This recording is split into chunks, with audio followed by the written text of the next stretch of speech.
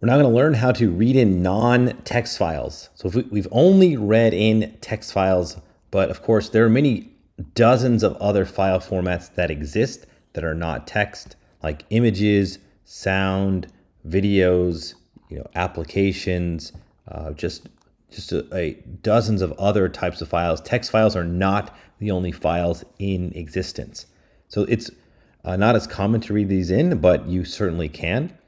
So what we're going to do here to begin here is attempt to read in an image file. This is actually an image that appears in the book. And if you do it as normal, you will get an error. So first I want to explain this location, this file path. So this is a relative file path. It begins with these two dots. This is saying go up one directory. So it's relative to our current directory, and it's a little bit easier if we go over here. So here's our current directory. The two dots are saying, all right, go up one into Python fundamentals. And then it says go inside of images. So now we're going to go inside of images. And then we're going to use this o2 guido.jpg file. So that's what we're going to attempt to read in. And that's how you indicate to Python where its location resides. Okay, so let's go ahead and do this. Now we get an error. It says UTF-8 codec can't decode byte 0xFF in position 0. So what happens is the very first piece of information, the very first byte, is unable to be decoded. This is a little bit complex here, but essentially text files have to be in a certain format. It assumes that the text file is in this UTF-8 standard format, and UTF-8 can never have this particular byte at this position. So I do go a lot more into detail in the actual textbook. I'm not going to do this in the video. So if you want to learn more about exactly what happens, then you'll need to read the text. But essentially, just very basically, it looks at the very first byte of information and it says, all right, this is not UTF-8. I can't read this in, so I'm going to raise an exception. And so that's what happens. All right, so but just a little bit more on files, just so that those people who are not familiar with them get a better understanding. So every file in your computer is a sequence of bytes. That's how every file is. It's nothing but bytes. So that's how files are stored. So now we have to understand, what is a byte? Well, a byte consists of 8 bits. So this thing right here is actually 8 bits of information. It cannot convert those first 8 bits. And a single bit, is either a 0 or 1. So as you probably know, everything in a computer is nothing but zeros and ones. So it reads these first 8 bits. It's a bunch of zeros and ones. And in this case, it's actually all ones, just 8 consecutive ones. And that represents some byte of information. And that particular byte of information just is not able to be converted to a text file.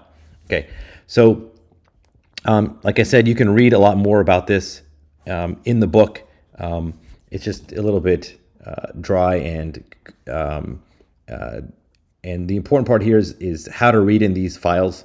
So that's what we're going to do now, is move on to actually how do we read them, not necessarily understand the actual bits and bytes that are the way that they are stored. So all right, so if it's not a text file, you can read it in as a binary file, and the way to do that is by passing in another argument to the open function.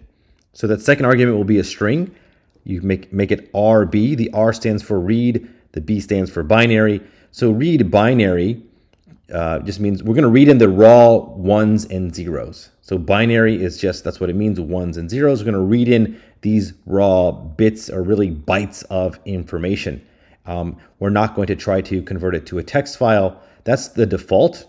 So this is the mode parameter when you look in the documentation. So you can read in files, either binary files or text files. We don't usually put RT because that is the default.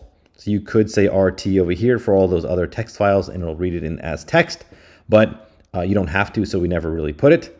But for binary files, you do need to indicate that it is a binary file, and that's how you read it in.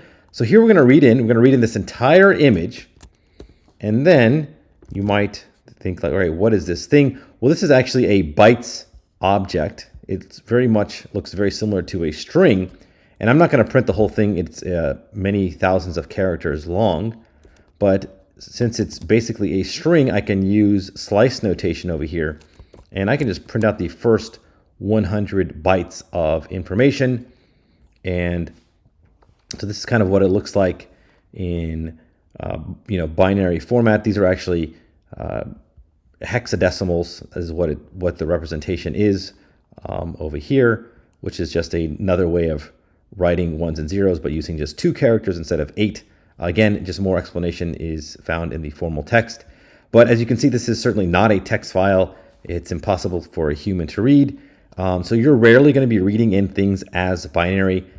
There are text processing, third-party text processing, third-party image processing libraries and sound processing libraries, video libraries, and they will read in the format for you. You won't have to worry about reading it in this raw format like this. But this is just to show you that you can read it in, and it is a possibility. So, all this to say is that if you do have something that is not a text file and you want to read it in, you need to pass in RB as the second argument.